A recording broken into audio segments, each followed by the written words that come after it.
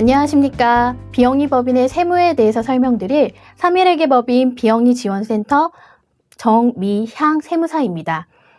많은 분들이 보편적으로 비영리법인의 경우 납세 의무가 없다라고 생각을 하시는데요. 이것은 실제 그렇지 않습니다. 비영리법인도 영리법인과 마찬가지로 동일하게 세법상 납세 의무를 부담합니다. 다만 비영리법인의 경우 국가나 지방자치단체를 대신하여 사회적으로 좋은 사업을 수행하고 있기 때문에 실제 영리법인과 같이 동일하게 과세가 될 경우에는 이러한 비영리법인의 사업이 위축될 가능성이 있습니다. 이러한 이유로 세법에서는 비영리법인에 대하여 다양한 세제 혜택을 부여하고 있는 것입니다. 오늘은 이러한 비영리법인의 납세 의무와 그리고 다양한 세제 혜택에 대하여 설명드리고자 합니다. 우선은 강의 목표를 이렇게 잡았는데요. 유형별 비영리법인의 세법 적용이 다름을 이해하고 각각의 문제 접근 방법을 안다. 이것이 오늘 지금부터 시작할 비영리법인 세무 강의 목표입니다. 왜 이렇게 목표를 잡았냐면요. 실제로 비영리법인은 여러분들이 생각하시는 것보다 굉장히 많은 종류가 존재합니다. 그리고 각각의 종류마다 실제로 세법이 적용되는 범위도 다르고요. 실제 공공기관 같은 경우에는 실질적으로 상증세법상 공익법인의 의무사항에 대해서 그렇게 중요한 의무사항이 그렇게 중요한 포션을 차지하고 있지는 않습니다. 반면에 일반적인 기업 출연 재단, 장학재단이라든지 아니면 문화재단 같은 경우에는요, 실제로 상증세법상 공익법인의 의무사항들이 굉장히 중요하게 적용이 되고요. 적용이 됩니다. 이처럼 실제로 각 유형별로 비영리법인에 적용되는 세법이 다르기 때문에 각각의 차이를 이해하고 그리고 각각의 문제 접근 방법을 아는 것이 비영리법인의 세무에 대해서 이해하시는데 굉장히 큰 도움이 될 것입니다. 우선은 이번 강의의 순서는 우선 첫 번째로 비영리 조직에 대해서 전반적인 이해를 하실 수 있도록 비영리 법인의 종류, 그리고 비영리 법인의 특징, 그리고 공익법인의 현황, 그리고 네 번째로 비영리 관련 용어 및 법률에 대해서 설명을 드릴 예정이고요. 그리고 두 번째로는요, 실질적으로 법인세법에서 비영리 법인에 대해서 규정하고 있는 세무상 의무사항과 다양한 혜택, 세제상 혜택에 대해서 설명드릴 예정입니다. 그리고 세 번째로는요, 비영리 법인의 부가세법상 적용 방법에 대해서 설명을 드릴 거고요. 그리고 네 번째로는 비영리 법인의 비영리 법인 중에서도 공익법인이라고 있습니다. 상증세법에서는 비영리 법인 중에서 좀 더 공익성이 높은 법인들에 대해서 그 공익법인으로 지정하고 있는데요. 이러한 공익법인에 대해서는 굉장히 큰 혜택을 부여하고 있습니다.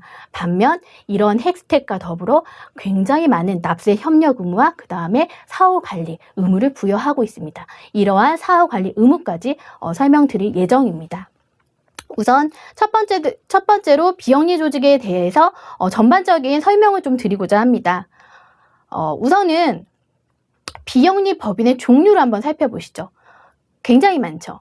실제로 종교단체, 비영리 법인 중에서 가장 많은 부분을 차지합니다. 그리고 사회복지법인도 굉장히 많은 포션을 차지하죠. 그리고 일반적으로 아시는 장학재단, 그리고 의료법인, 그리고 학교법인, 그리고 기업법인, 기업 또는 개인이 출연해서 설립한 재단법인이 있습니다. 그리고 또한 사회적 협동조합 역시 비영리 법인의 범위에 포함이 되고요. 그리고 사단법인이나 협회, 공제와 같은 이익단체들도 실제로 비영리 법인에 포함이 됩니다. 또한 공단, 진흥원, 연구원, 지자체 출연기관, 공공기관 역시 비영리 법인에 포함이 되고요.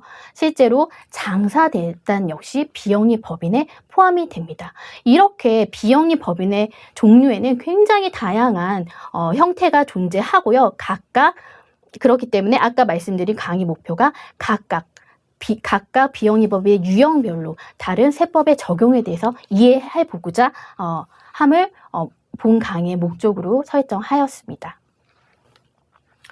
두 번째로요, 비영리 법인의 일반적인 특징에 대해서 말씀드리겠습니다. 총 5가지로 요약을 할 수가 있는데요. 먼저 첫 번째로는요, 가장 많이 알고 계시죠? 사업 목적입니다. 비영리 법인은 당연히 영리를 목적으로 하지 않습니다. 제일 많이 들어보셨을 거예요. 민법 제32조에서는 비영리 법인에 대해서 이렇게 정의하고 있습니다. 학술, 종교, 자선, 기회, 사교, 기타 영리가 아닌 사업을 목적으로 하는 사단 또는 재단이라고 표현하고 있죠. 그리고 민법 제39조에서는요. 영리법인에 대해서 영리를 목적으로 하는 사단이라고 표현하고 있습니다. 둘의 차이를 아시나요? 보이시나요?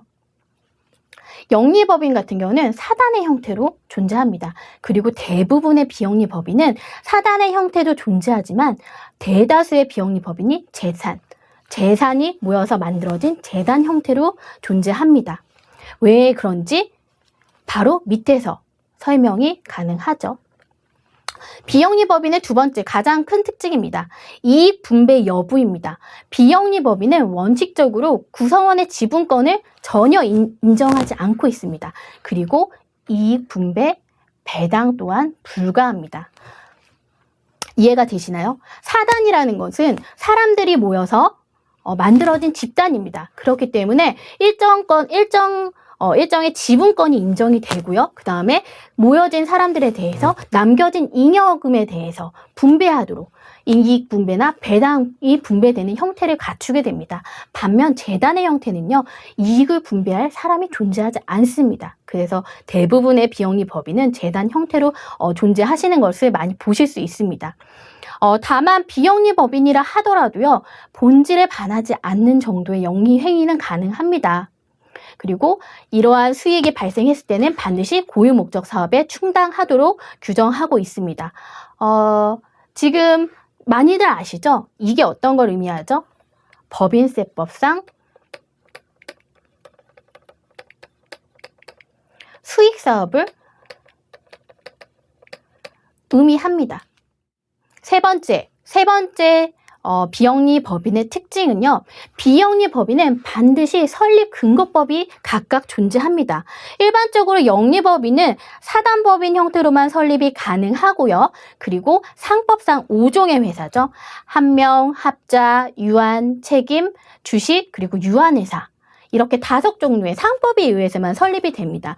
반면 비영리 법인의 같은 경우에는 가장 많이 알고 계시는 민법 제32조에 의해서 설립이 되기도 하고요. 그리고 특별법이죠.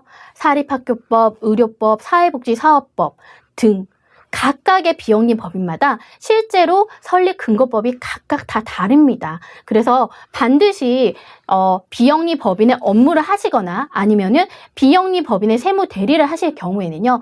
이 비영리 법인이 어떤 법률의 근거에서 설립이 되어 있는지를 가장 먼저 파악을 하셔야 됩니다. 실제로 세법을 적용할 때도요. 설립 근거법이 무엇인지에 따라서 다르게 적용되는 경우도 굉장히 많습니다. 그렇다면은 비영리 법인의 설립 근거법은 어디서 확인이 가능할까요? 밑에 나와 있죠. 설립 허가증, 비영리 법인은 반드시 설립 허가를 받아서 설립할 수 있습니다. 그래서 설립 허가증을 받게 되는데요. 설립 허가증 하단에 설립 근거법이 명시되어 있습니다. 그리고 전관에도 명시되어 있죠. 네 번째 비영리 법인의 특징에 대해서 설명을 드리면요. 우선은 법인 설립 허가 여부가 비영리 법인의 네 번째 특징입니다. 영리법인 같은 경우에는 주무관청의 관리 감독이 없이 영리법인의 설립 요건만 갖추고 설립 등기할 경우에 영리법인이 성립이 됩니다. 반면에 비영리법인은 설립 허가를 반드시 거쳐야 됩니다. 실제로 비영리법인에 있어서 주무관청의 역할은 굉장히 큰 영향력을 끼치는데요. 설립 허가, 운영, 해산, 청산까지 모두 주무관청의 관리 감독을 받고 있습니다. 다섯 번째로 비영리 법인의 특징은요, 자녀 재산의 분배입니다. 실제로 이거는 이 분배와 조금 연관이 되는데요. 영리법인의 같은 경우에는 청산 절차를 거쳐서 자녀 재산을 주주 등에게 배분할 수 있습니다. 반면에 비영리법인은 이익을 분배할 수 없습니다. 어떠한 이익도 분배할 수 없기 때문에 자녀 재산의 정관으로 지정하는 자 또는 유사한 목적을 가진 비영리법인 또는 국고에 귀속대입을 원칙으로 하고 구성원에게 자녀 재산을 분배하지 못하도록 규정하고 있습니다. 그리고 비영리 법인이 설립될 때는요, 반드시 정관에 자녀 재산에 대한 규정을 명시하도록 규정을 하고 있습니다. 그래서 실제로 업무하시는 비영리 법인의 정관에 보시면요, 자녀 재산은 국가에게 귀속된다. 아니면은 누가 지정하는 유사한 공익법인 또는 비영리 법인에게 이전이 된다, 귀속이 된다라고 명시하고 있습니다. 이러한 점들은 정관을 통해서 확인이 가능하십니다. 세 번째로 비영리 공익법인의 현황에 대해서 말씀을 드리겠습니다. 실제로 영리법인 같은 경우에는 몇 개죠? 69만 5,445개. 이게 2017년도 국세 통계에 따른 영리법인의 수입니다. 반면에 비영리법인 같은 경우에는 비영리 공익법인 같은 경우에는요, 실제 34,000개, 영리법인의 약 5% 수준으로 존재합니다. 제가 여기서 왜 비영리법인이라고 하고 비영리법인의 수를 말씀드리지 않고 공익법인의 수를 말씀드렸을까요? 실제로 비영리법인의 수는 집계가 불가능하다고 합니다. 아까 말씀드린 것처럼 비영리법인은 굉장히 많은 종류가 있습니다. 그렇기 때문에 어떤 것들이 있죠? 회원, 친목 또는 이익 증진을 위한 단체들도 비영리법인에 포함이 됩니다. 대표적인 게 한국공인인회계사회, 무역협회, 각종 공제회 등이 있을 수 있겠고요. 그리고 공동주택관리기구, 그리고 다수의 공공기관 역시 비영리법인의 범위에 포함이 됩니다. 이렇게 비영리법인의 범위는 너무나 넓기 때문에 실제로 비영리법인의 수를 집계하는 것은 좀 어려움이 있다고 합니다. 그래서 공익법인 같은 경우에는 허가에 따라 그리고 공시되는 내용에 따라 집계가 가능하기 때문에 공익법인에 대해서만 실제 현재 현황에 대해서 알 수가 있습니다. 지금 공익법인 같은 경우에는요, 실제로 상속세법에서 공익법인에 대해서 정의하고 있는데요. 이 공익법인의 범위가 2018년도에 개정이 됐습니다. 그래서 과거에 기존에 알고 있던 공익법인의 범위와 조금 차이가 있을 수 있습니다. 그런데 왜 제가 개정 전과 개정 후에 대해서 설명을 드리려고 하냐면, 개정 2018년 2월 13일을 기준으로 공익법인의 범위가 개정이 됐습니다. 그렇지만 2018년 12월 31일 기준에 공익법인의 상속세 및 증여세법상 공익법인에 해당하는 법인의 같은 경우에는요, 2020년 12월 31일까지 공익법인으로 보도록 부칙에서 규정을 하고 있습니다. 그래서 개정 전의 규정과 그 다음에 개정 후의 규정을 2020년까지는 반드시 인지하시고 계셔야 됩니다. 우선 개정 전에 공익법인의 범위에 대해서 한번 살펴보면요. 첫 번째로 종교단체가 있고요. 그리고 초중등교육법 또는 고등교육법에 의한 학교 등이 있습니다. 그리고 사회복지법인, 그리고 네 번째로는 의료법인이 있고요. 그리고 다섯 번째 많이 보셨죠? 공익법인 설립 운영에 관한 법률에 적용을 받는 공익법인이 운영하는 사업을 다섯 번째 5호로 공익법인의 범위에 열거하고 있습니다. 그래서 많은 분들이 많이 헷갈리셨었어요. 과거에는 상속세 및 증여세법상 공익법인이라는 명칭이 있고, 그리고 공익법인 설립 및 운영에 관한 법률에 따른 공익법인이 있어서 이 공익법인이 서로 같은 거 아닌가, 동일한 게 아닌가라고 많이들 오해를 하셨었죠. 그렇지만 여기서 보시면은 공익법인 설립 및 운영에 관한 법률에 따른 공익법인의 경우에는 상속세 및 증여세법상 공익법인의 범위에 포함이 됩니다. 그래서 상속세 및 증여세법상 공익법인의 범위는 훨씬 더 포괄적인 포괄적인 범위를 나타내고 있습니다. 그리고 6호에서는요. 예술 및 문화의 현저에 기여하는 사업 중에서 영리를 목적으로 하지 않는 사업으로서 기재부 장관이 지정하는 사업 등이 있을 수 있고요. 그리고 7호에 보시면은 공중위생 환경 보호에 현저히 기여하는 사업으로서 영리를 목적으로 하지 아니하는 사업이 있습니다. 다시 개정 전을 한 번 더 살펴보시면요. 8호에는 공원, 기타, 공중이 무료로 이용하는 시설을 운영하는 사업이 있고요. 그리고 9호죠. 9호 중요합니다. 법인세법상 지정기부금 단체와 그리고 소득세법상 기부금 대상 민간단체가 공익법인, 개정 전 공익법인의 범위에 포함이 됩니다. 그리고 10호에서는요. 법인세법 시행령 36조 1항 2호 다목에 해당하는 기부금을 받는 자가 해당 기부금으로 운영하는 사업 등을 공익법인의 범위에 열거하고 있었습니다. 그러면은 개정 후에 공익법인의 범위에 대해서 한번 다시 살펴보실까요? 우선은 종교법인 그대로 유지하고 있죠. 그리고 학교법인 동일하게 공익법인을 유지하고 있습니다. 그리고 세 번째로는요. 사회복지법인 그리고 네 번째로 의료법인은 그대로 공익법인의 범위를 유지하고 있습니다. 포함되고 있습니다. 반면에 공설법에 따른 공익법인 설립 및 운영에 관한 법률에 따른 공익법인, 그 다음에 예술문화에 현저히 기여하는 공익법인 등이 삭제가 되었죠. 그리고 다시 8호에 보시면요. 법인세법 제24조 2항에 해당하는 기부금을 받는 자가 기부금으로 운영하는 사업. 이게 뭐죠? 법정기부금이죠. 그리고 9호에 보시면은 지정기부금 단체와 그리고 기부금 대상 민간단체가 운영하는 고유목적 사업이라고 규정하고 있습니다. 그리고 10호 같은 경우에는요. 동일하게 유지가 되고 있고요. 여기서 많이 느끼셨나요? 개정 전과 개정 후의 차이가 있습니다. 무엇이냐 하면은 개정 후에는 상증세법상 공익법인의 범위와 그리고 법인세법상 기부금 단체의 범위를 일치시켰습니다. 이게 왜 이렇게 개정이 됐냐 하면요. 실제로 상증세법상 공익법인의 범위와 그리고 법인세법상 기부금 단체의 범위가 서로 일치하지 않는 부분이 있었습니다. 이러한 일치하지 않을 경우에는요. 실제 기부자 같은 경우에는 법인세법상 지정기부금 단체에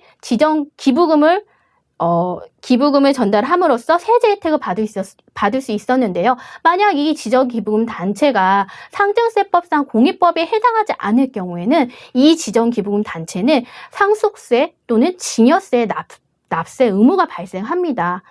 반대로 만약에 어떤 공익법인에 어떤 기부자가 출연을 했을 경우에는요.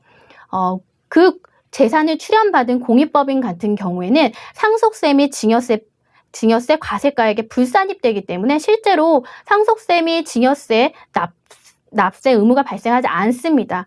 반면에 이 단체가 법인세법 또는 소득세법상 기부금 단체에 해당하지 않게 된 경우에는요. 실제로 기부한 기부자는 어떠한 세제 혜택을 받을 수도 없었습니다. 이러한 문제점을 보완하기 위해서 실제로 2018년 2월 13일 법인세법 그리고 상속세 및 증여세법 시행령 제12조 공익법인의 범위가 개정이 되게 됩니다. 그리고 이 개정 당시 부칙을 보시면요. 아까도 한 번 더 설명을 드렸죠. 2018년 12월 31일 현재 종전의 공익법인에 해당하는 법인의 경우에는요. 개정 사항에도 불구하고 2020년 12월 31일까지 공익법인에 해당하는 것으로 본다라고 부칙에서 규정하고 있습니다. 여기서 주의하실 점은요. 이제 앞으로는 기존에 예를 들어 장학법인 같은 경우에는요. 장학법인 같은 경우에는 공익법인 설립 및 운영에 관한 법률에 따라서 설립이 됩니다. 이러한 장학법인이 계속적으로 상속세 및 증여세법상 공익법인의 지위를 유지하기 위해서는요. 반드시 2021년부터는 지정기부금 단체로 지정을 받으셔야 됩니다. 이 점 정말 유의하셔야 되고요. 사실 기한이 조금 유예기간이 좀 남았기 때문에 이러한 부분들을 많이 놓치시는 경우가 있어요. 그래서 반드시 본인이 지금 당연히 공익법인으로 열거하고 있는 종교, 학교, 사회복지, 의료법인이 아니라면요. 반드시 본인이 지정기부금 단체로 지정받을 필요가 있는지에 대해서 반드시 살펴보시기 바랍니다. 네 번째로는요. 비영리법인 관련 용어 및 법률에 대해서 설명드리도록 하겠습니다. 보이시나요? 비영리법인의 명칭이 굉장히 다양한 형태로 존재합니다. 실제로 제일 많이 하시는 게 일반적인 비영리법인은요. 민법 제32조에서 규정하고 있죠. 그런데 저희가 볼 것은 세법이죠. 세법상 비영리법인을 어떻게 표현하고 있냐면요. 상속세 및 증여세법에서는요. 공익법인이라고 표현하고 있습니다. 방금 보셨죠? 그리고 또 성실공익법인이라고 표현하고 있습니다. 공익법인 중에서 일정 요건을 갖춘 공익법인 같은 경우에는 성실공익법인으로 지정을 해서 확인을 받아서 다양한 일반적인 공익법인보다 좀 더 다양한 세제 혜택을 받고 있습니다. 그리고 법인세법에서는요. 지정기부금 또는 지정법정기부금 단체라는 표현을 하고 있고요. 그리고 소득세법에서는 지정기부금 대상 민간단체라는 용어를 사용하고 있습니다. 굉장히 많죠. 이 모든 법인의 명칭이 모두 다 비영리법인을 의미합니다. 각각의 범위는 조금씩 다를지라도 비영리법인의 범주에 포함이 됩니다. 그래서 이러한 명칭들이 많이 굉장히 헷갈려 하세요. 실제로도 많이 질문 오는 게 출연금과 기부금의 차이가 뭔가요? 라고 많이들 물어보십니다. 출연금이라는 거는 실제로 상속세 및 증여세법에서 사용되는 의미입니다. 재산을 출연한다. 출연한다는 게 무슨 의미죠? 대가 관계없이 무상으로 재산을 기여한다, 준다라는 의미이죠. 이것은 뭐와 동일할까요? 기부금과 동일하죠. 법인세법, 소득세법에서 사용되는 기부금이란 표현과 동일합니다. 실제로 그래서 출연금, 기부금 다 동일하게 대가 관계없이 무상으로 증여하는 재산 가액을 의미한다라고 이해하시면 됩니다.